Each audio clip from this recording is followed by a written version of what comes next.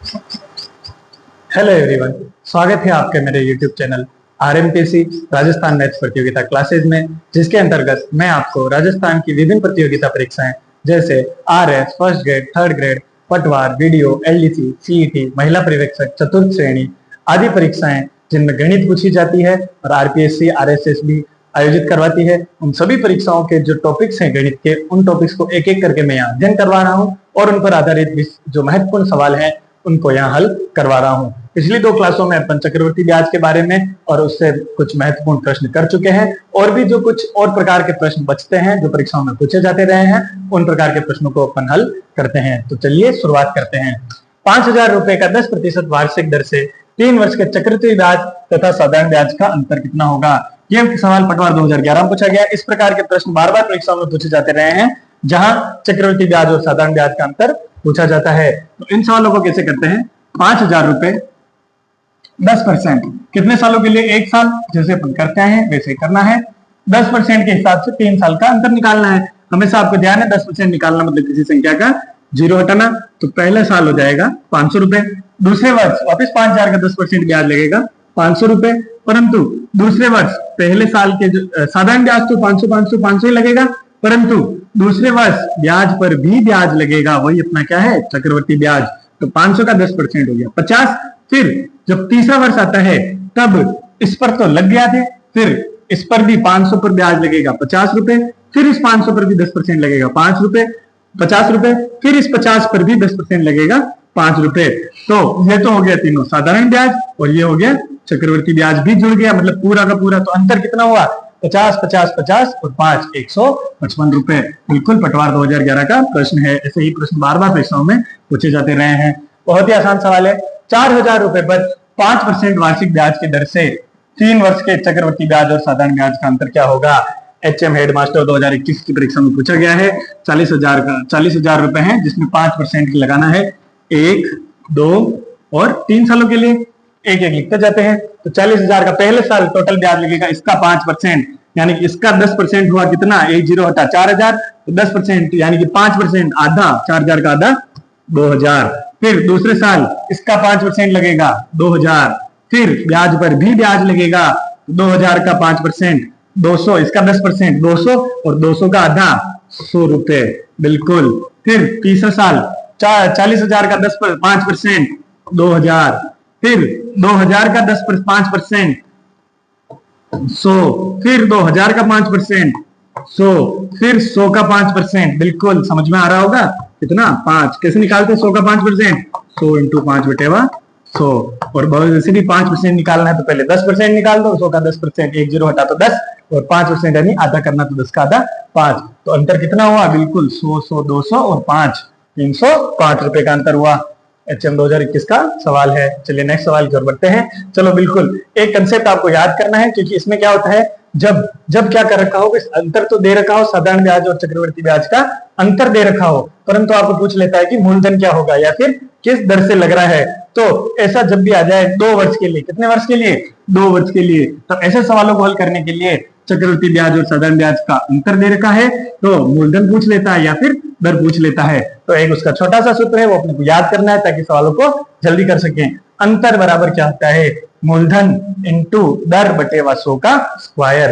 अंतर बराबर मूलधन इंटू दर बटे 100 का स्क्वायर। चलो इस पर आधारित कोई सवाल करते हैं। एक निश्चित राशि पर 10% वार्षिक दर से 2 वर्ष के लिए, कितने वर्ष के लिए? 2 वर्ष के लिए, ध्यान रखना 2 वर्ष के लिए चक्रवर्ती और साधारण ब्याज का अंतर 874 दे रखा है, तो वह राशि ज्ञात कीजिए। आरएस प्री 2016 का प्रश्न है। क्या कह रखा है? अंतर दे रखा है। अंतर दे रखा है तो अंतर 874 बराबर मूलधन ज्ञात करना है x इंटू दर बटेवा 100। दर कितनी दर की है? 10%, तो 10 बटेवा 100 का स्क्वायर। तो 10 0 से 0 कटा, 10 का स्क्वायर 100, फिर 100 इधर आएगा गुणा में, तो 874 इंटू 100 मतलब 2 0 आ जाएंगे। तो मूलधन कितना हो जाएगा? 8,87,400। बिल्कुल चुटकी में होने वाला सवाल अगर आपको ये सूत्र आता है तो। नेक्स्ट सवाल, चलिए नेक्स्ट सवाल की ओर। सम्मान वार्षिक ब्याज की दर से 15,000 रुपए का 2 साल के लिए चक्रवर्ती ब्याज, 2 साल के लिए बिल्कुल क्या चक्रवर्ती ब्याज है, साधारण ब्याज का क्या दे रखा है? अंतर दे रखा है, तो वार्षिक ब्याज की दर होगी। आरएस प्री 2016 का प्रश्न है। कैसे करना है, वही अपने को सूत्र पता है, अंतर बराबर क्या होता है, मूलधन इंटू दर, यानी कि R बटेवा 100 का स्क्वायर। बस अंतर दे रखा है 96 रुपए और मूलधन दे रखा है 15,000, कितना हो जाएगा R बटेवा 100 का स्क्वायर। तो अपन R स्क्वायर तो यहाँ रहने देते हैं और 100 का स्क्वायर यानी 100 इंटू 100, 2 जीरो 4 जीरो हो जाएंगे, 2 जीरो 3 जीरो से 3 जीरो कट गए, 3 से काटो इसको, 3 से काटा 3 दूनी 6, 3 तिया 9, 3 दूनी 6 और ये कटा 5 बार, 3 पंजे 15, फिर 10 से 5 से काटो 1 6 और ये 2 बार, 2 इधर जाएगा तो 32 दूनी 64। R स्क्वायर का मान आया 64, तो R का मान कितना हो जाएगा, बिल्कुल 8 8 64। RS का पूछा गया सवाल है, तो ब्याज दर कितनी हो जाएगी, 8%। आई होप आपको ये प्रश्न आसानी से समझ में आया होगा। चलिए नेक्स्ट सवाल की ओर बढ़ते हैं। देखो बहुत बार क्या होता है, इतना बड़ा सवाल आपको दिया है और देखते ही आप उसको छोड़ देते हैं, जबकि इस सवाल को आप देखना और समझना। बताता हूँ, RS प्री 2016 का सवाल है। क्या सवाल है, एक पिता ने क्रमशः 17 और 18 वर्ष की आयु के अपने 2 पुत्रों के लिए 2 सावधि जमाओं में 16,400 रुपए को इस प्रकार बांटा कि दोनों को 20 वर्ष की आयु होने पर दोनों को समान धन मिले। साधारण ब्याज के अंदर भी एक सवाल किया था और वो भी ऑप्शन से ही किया था, इसको भी बताता हूँ। यदि चक्रवृद्धि ब्याज की दर कितनी % है, 5% वार्षिक हो, तो छोटे पुत्र के लिए कितनी धनराशि जमा करेगा। एक सीधी सीधी बात है, इसको आप समझना। क्या कह रखा है, सीधा सीधा समझना। 17 साल का है और एक 18 साल का है। एक पुत्र तो है 17 साल का, मतलब उसको 3 साल के लिए मिलेगा, और दूसरा कितने साल का है, 18 साल का।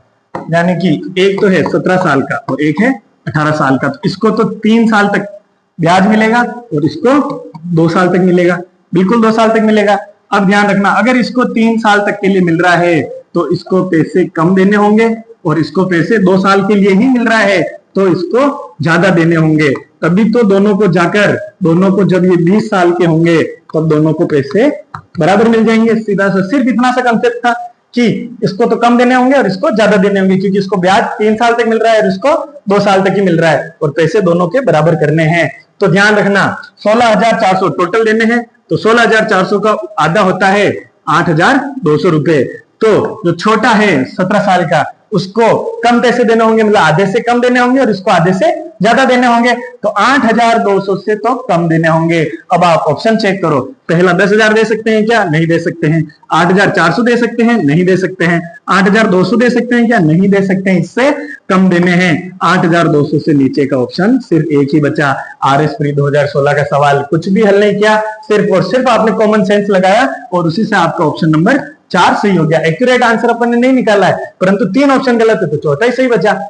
ऐसे प्रश्नों को अगर अपन फास्ट करेंगे तो अपन सिलेक्शन के और भी ज्यादा नजदीक पहुंचेंगे। और अगर आपको अगर इसको हल करना है और इसको आपको अगर हल करना है तो बिल्कुल हल करिए। माना कि छोटे पुत्र को x धनराशि मिली, उसको 5% के लिए दर पे मिलेगी, मतलब 100 पर कितना होगा, 105, और कितने वर्षों के लिए, 3 वर्षों के लिए। तो 100 105 100 105 कितनी बार गुणा कर दो, 3 बार। फिर बड़े पुत्र का चाहिए तो y, उसको भी कितने प्रतिशत की दर पर, 5%, तो 100 पर 105, और वो 18 साल का है तो 2 साल के लिए मिलेगी, मतलब 2 साल के लिए। और दोनों की जो राशि बनेगी वो क्या होगी, बराबर होगी। अब इससे आप हल करोगे, ये 2 बार है और 3 बार तो कट जाएगा, तो x बटेवा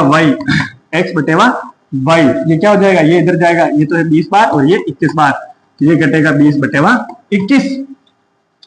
x अनुपात y आ गया है 20 अनुपात 21।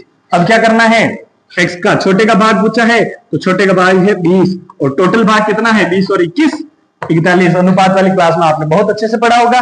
और टोटल भाग है कितना, 16,400, बिल्कुल इससे काटोगे 4 बार, 4,000 बार, और 4,000 को 20 से 400 बार, और 400 को 20 से गुणा करोगे तो 8,000, बिल्कुल इससे भी उतना उत्तर आ जाएगा। चाहे आप हल करो, चाहे आप सीधा सीधा ऑप्शन से देखो, तो भी आंसर हो जाता है। चलिए नेक्स्ट सवाल की ओर चलते हैं। जब कोई धन 20% की दर से 1.5 वर्ष के लिए, कितने वर्ष के लिए, 1.5 वर्ष के लिए उधार दिया जाता है, तो ब्याज को क्रमशः वार्षिक तथा अर्धवार्षिक जोड़ने पर 264 रुपए का अंतर होता है। तो धन कितना है, थर्ड ग्रेड 2023 का सवाल है, ये थर्ड ग्रेड 2023 का सवाल पूछा गया है। क्या कहा है कि एक धन दे रखा है, माना कि वह धन x है, एक बार तो उसको वार्षिक जोड़ना है और एक बार अर्धवार्षिक जोड़ना है। वार्षिक जोड़ना है मतलब 1.5 साल के लिए पहले साल क्या होगा 100 पर कितना परसेंट बढ़ाना है? 20%। 100 पर 120। फिर आधे साल के लिए बढ़ाना है। अब कितने साल के लिए? आधे साल के लिए। मतलब 100 पर कितना बढ़ेगा? 20 नहीं बढ़ेगा, 20 तो पूरे साल के लिए बढ़ेगा। आधे साल 20 का आधा 10, यानी कि 110 बढ़ जाएगा। तो वार्षिक जो ब्याज लगेंगे, वार्षिक दर से जो देखेंगे तो उससे तो ये पैसा बनेगा। और वो कह रहा है अंतर। अब अर्धवार्षिक लेना है, अर्धवार्षिक लेना है, यानी कि अर्धवार्षिक लेना है 20% की दर से 1.5 वर्ष के लिए। तो अर्धवार्षिक में क्या करेंगे? तीन टुकड़ों में लग जाएगा। 20 के कितने अर्धवार्षिक लेना है? मतलब 20 का आधा 10, 20% वार्षिक है तो आधा कितना हो जाएगा? 10, 110। 100 पर कितना होगा? 110। फिर कितने? ये 6 महीने का हो गया, वापिस ये 6 महीने का हो गया, जिससे 1 साल और 1.5 साल पूछा है, यानी 100 पर कितना? 110। बस इनका जो अंतर दे रखा है वो अंतर कितना दे रखा है? 264। इसको हल करो, बिल्कुल आपके मान आ जाएगा। अब देखो x इंटू 110/100 तो कॉमन आ रहा है। x इंटू 110/100 अपन ने कॉमन ले लिया। यहां बचा क्या? 120/100। हल्की सी कैलकुलेशन है सिर्फ, और कोई भी दिक्कत वाली बात नहीं है। 1 0 से 1 0, 1 0 से 1 0, 11 11, 121 और 10 दाए 100। अब 120 में से 121 गया तो एक ही बचेगा, मतलब 1/100 बचेगा। तो इसको माइनस में है, तो अंतर पूछा है, तो हो सकता है ये वाला ज्यादा हो इसलिए माइनस में आ रहा है, तो माइनस का कोई फर्क नहीं पड़ता है। इसको अपन जब हल करेंगे तो कितना आएगा? x इंटू 110/100 तो चल रहा है, और इसको हल करेंगे तो 1/100 बराबर कितना आ रहा है? 264। तो सिर्फ और अपने को मान किसका निकालना है? x का। बिल्कुल हल कर दो। 1 0 से 1 0 घटा, 11 से इसको भाग दो, 11 दूनी 22 और 4 बच्चे 11 चौक 24। फिर 0 कितना हो गया? 2 और 1 3, 24,000। कितना हो जाएगा? 24,000। बिल्कुल आसान सा सवाल है, थोड़ी सी कैलकुलेशन करनी थी। चलिए नेक्स्ट सवाल की ओर बढ़ते हैं। किसी धन पर 2 वर्ष का साधारण ब्याज 160 रुपए है, जबकि उसी दर पर 2 वर्ष का चक्रवृद्धि ब्याज 164 रुपए है। ब्याज की दर क्या होगी? बिल्कुल आसान सा सवाल है, ये तो अपन कर चुके हैं। पटवार 2009 और वन रक्षक 2016 का सवाल है। 2 वर्ष दे रखा है, 2 वर्ष बना लो। साधारण ब्याज 160 है, मतलब साधारण ब्याज तो दोनों साल सेम रहता है। फिर क्या कहा? चक्रवृद्धि ब्याज 164 है, मतलब चक्रवृद्धि ब्याज में ब्याज पर भी ब्याज लगेगा। तो कितना ज्यादा लग रहा है? 4 रुपए ज्यादा लग रहा है। तो 80 से 60 और 4 104, 164। अब ये क्या कह रहा है? ब्याज की दर कितनी है? तो ये 4 रुपए लगे। 4 रुपए लगे किस पर? इस 80 रुपए पर। बस इसका क्या निकाल लो? परसेंटेज निकाल लो। 5%। तो कितना हो जाएगा? 5%। वन रक्षक 2016 का प्रश्न बहुत ही आसान सा प्रश्न है। कोई धनराशि चक्रवृद्धि ब्याज की दर से 3 वर्षों में 900 और 4 वर्षों में 945 हो जाती है, तो ब्याज की दर क्या होगी? वन रक्षक 2022 का सवाल है, बहुत ही आसान सवाल है। 3 वर्ष में अगर वो 900 हो रही है तो इसमें तो हर साल आपको पता है कि हर साल उस पर ही लगता है, जो बढ़े हुए मूलधन पर लगता है। मान लो ये मिश्रधन हो गया, इस पर आर दर से लगा। कितनी दर से? आर दर से। तो आर बटेवा 100, तो कितना हो गया? 945। चाहे तो ऐसे करो, या फिर 900 पर कितना बढ़ा है? 45 रुपए बढ़ा है। कितना रुपए बढ़ा है? 45 रुपए। तो 45/900 इंटू क्या हो जाएगा? 100। 2 0, 45 से 90 सीधा काटो, 2 20 और ये 500। तो कितना आ जाएगा? आर का मान 5 आ जाएगा। बिल्कुल कितना आ जाएगा? 5%। और इससे करोगे तो भी आर का मान यहाँ आएगा 105। 105 आएगा। इसको आप हल करोगे तो 105 आएगा, जिससे 100 पर 105 हुआ, यानी कितना बढ़ा? 5% बढ़ा। बिल्कुल 5% बढ़ा। और ये तरीका भी ज्यादा आसान है। परसेंटेज अगर आपको अच्छे से आता है तो किसी भी सवाल में नहीं अटकेंगे। 3,375 रुपए का 6 सही 2/3% वार्षिक दर से 3 वर्ष का चक्रवृद्धि ब्याज कितना होगा? पटवार 2011 का प्रश्न है, बहुत ही आसान प्रश्न है। एक तो पहले निकालो 6 सही 2/3 कितना होता है? 3 छंग 18 और 2 20/3, और इसका परसेंटेज निकालना है, यानी बटेवा 100, यानी कि 20 से घटा 5, यानी कि ये जब परसेंटेज निकालोगे मतलब क्या करना है? 1/15 करना है। 6 सही 2/3% जब भी निकालना है उसका मतलब कितना है? 1/15 करना है। अब इसको कैसे क्या करना है समझो। 3,375 कितने वर्ष का? पहले, दूसरे और तीसरा। इतना परसेंट निकालना मतलब कितना करना है? 1/15, 15 का भाग देना है, यानी 15 दूनी 30, 3 बचे 15 दूनी 30 और ये 15 पंजे 75, 225। पहले साल ब्याज लगेगा 225, दूसरे साल भी इसका इतना परसेंट, यानी 15वां भाग 225। फिर दूसरे साल पहले साल के ब्याज पर भी ब्याज लगेगा, इसका 15वां भाग, बिल्कुल 15। फिर तीसरे साल इसका इतना परसेंट का मतलब पहले निकाल चुके हैं अपन, क्या है 15वां भाग, इसका 15वां भाग 225, फिर इस ब्याज का ब्याज यानी कि 15, फिर इसका 15वां भाग यानी कि 15, फिर इस ब्याज पर वापिस ब्याज, इसका 15वां भाग यानी कि 1। 15वां भाग क्यों निकाल रहे हैं वो आपको बता चुका हूं कि 6 सही 2/3% का मतलब होता है 1/15। अब जिसका निकालना है, जैसे 15 का निकालना था तो 15 से गुणा कर दिया तो 15 × 15 बराबर 1, इसीलिए ये आया 1। आई होप आपको समझ में आया होगा। अब इसने क्या पूछा है, ये चक्रवृद्धि ब्याज कितना होगा, तो 200 200 600, 25 75, 675 तो ये हो गए, और 15 15 15 45, तो 675 प्लस 45 प्लस 1 कितना हो गया 5, 680 20 720 और ये 721। ऑप्शन नंबर 3 सही हो जाएगा। पटवार 2011 का प्रश्न है। आई होप आपको आसानी से समझ में आ रहे होंगे। निम्न में से कौन बराबर नहीं है, बहुत ही इंपॉर्टेंट सवाल आरटेट L2 2012 का पूछा गया प्रश्न है।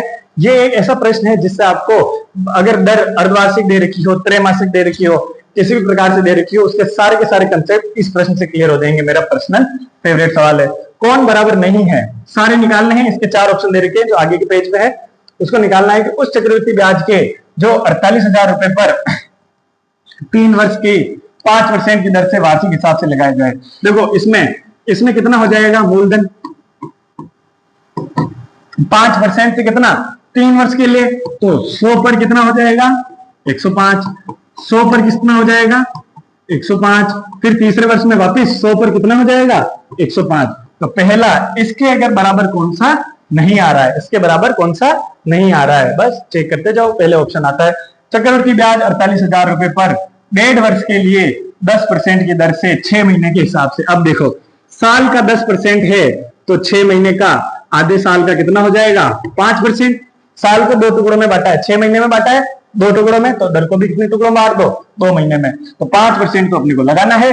और 1.5 वर्ष यानी 6 महीने के कितने हो गए 3 बार हो गए, तो 5% से कितनी बार करना है 3 बार, बस 50,000। 100 पर कितना हो जाएगा 105, 100 पर कितना हो जाएगा 105 और फिर 100 पर 105। तो बिल्कुल पहला ऑप्शन तो बराबर आ रहा है। चलिए नेक्स्ट सवाल की ओर चलते हैं। चक्रवृद्धि ब्याज 48,000 रुपए पर 1 वर्ष के लिए निकालना है 15% की दर से 4 महीने के हिसाब से। 4 महीने के हिसाब से मतलब 12 महीने में 4 कितने टुकड़े किए 3 टुकड़े किए, तो 15% के भी कितने टुकड़े कर लो 3 टुकड़े, यानी कि दर तो हो जाएगी 5%। और 3 महीने का कितने महीने के लिए निकालना है अपने को 1 वर्ष के लिए, कितने का 4 महीने के हिसाब से कितनी बार निकालना है 1 वर्ष के लिए। 3% तो ये हो गया, और कितना निकालना है 1 वर्ष के लिए, तो हो जाएगा 48,000 इंटू, आई होप यहाँ पे अपन ने 1 वर्ष नहीं है 4 महीने के, हाँ 1 महीने के हिसाब से और 4 महीने के हिसाब से, बिल्कुल। तो 4 महीने के हिसाब से कितना हो गया 5%, और 1 महीने के लिए निकालना है और 1 वर्ष के निकालना है तो 4 4 8 और 4 12, 3 बार निकल जाएगा 100 इंटू 105, फिर 100 पर 105 और फिर 100 पर 105। बिल्कुल समझ में आया। 4 महीने तो 4 4 और 4, जब जाके 1 साल हो जाएगा, इसलिए 3 बार लगाया। ये भी सेम आ रहा है। चलिए नेक्स्ट सवाल पर। चक्रवृद्धि ब्याज 48,000 रुपए पर 9 महीनों के लिए, कितने महीनों के लिए इस बार 9 महीनों के लिए 20% दर पर 3 महीनों के हिसाब से।